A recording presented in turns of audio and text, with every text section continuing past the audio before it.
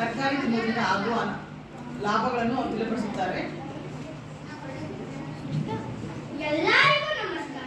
ನನ್ನ ಹೆಸರು ಧೀರಜ. ಇವತ್ತು ನಾನು ಮತ್ತೆ ನನ್ನ ತಂಡಗಳು ನಾವು ತರಕಾರಿ ತಿನ್ನೋದ್ರಿಂದ ಆಗುವ ಲಾಭನ ಹೇಳುತ್ತೀವಿ.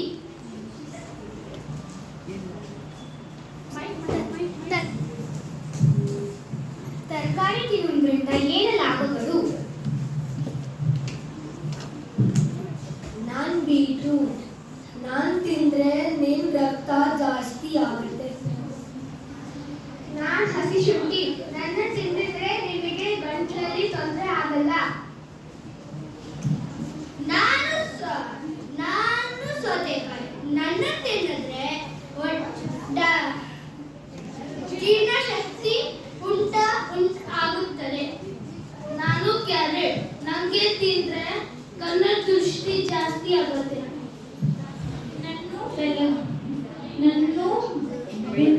ಬೆಳ್ಳುಳ್ಳಿ,